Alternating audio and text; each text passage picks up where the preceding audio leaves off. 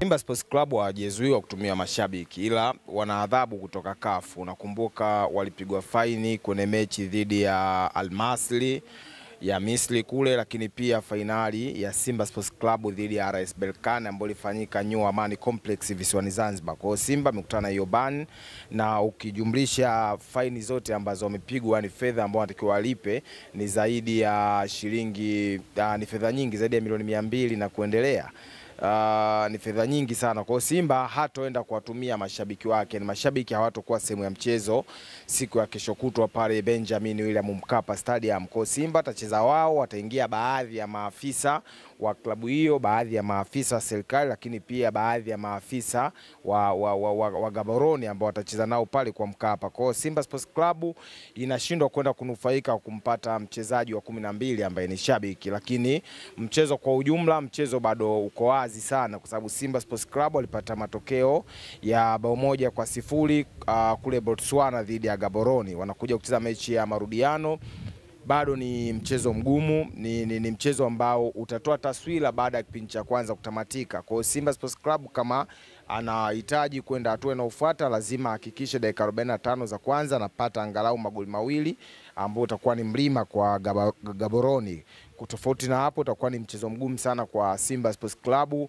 Unakumbuka mchezo wa kwanza walimkosa Yusuf Ali Kagoma kwa sababu alikuwa na kadi nyekundu ambayo ilipigwa kwenye fainali dhidi ya RS Berkane, na mchezo wa kesho kutwa pia huenda wakamkosa Yusuf Ali Kagoma baada ya siku ya jana kwenye mchezo wa Simba Sports Club dhidi ya Fountain Gate.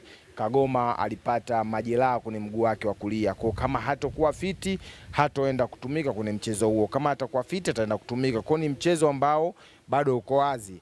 Simba Sports Club wana uwezo wa kufanya vizuri, lakini pia Gaborone na uwezo wa kufanya vizuri kutokana na Simba kushinda 1-0. Bado kwa sababu Simba bado hawachezi vizuri. Bado hawachezi soka la kuvutia.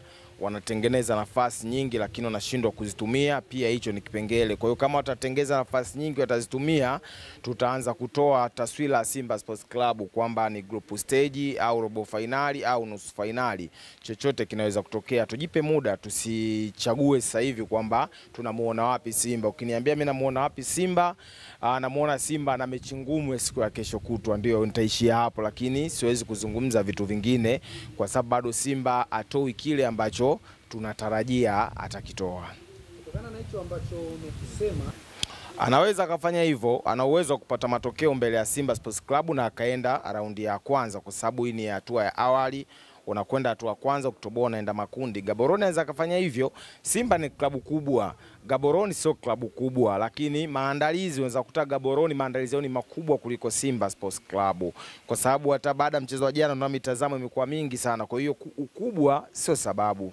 Ukubwa unabakia kwamba huyu ni mkubwa, lakini mwisho wa siku maandalizi ya michezo ile miwili yakoje. Kwa maana hiyo Simba alijiandaa akapata ushindi away, na Gaborone anaweza akajiandaa akapata ushindi away pia. Kwa hiyo maandalizi ndio yanamata, achana na kitu kinachoitwa ukubwa au kucheza robo finali nyingi za klabu bingwa barani Afrika. Tuangalie kitu kilichopo sasa.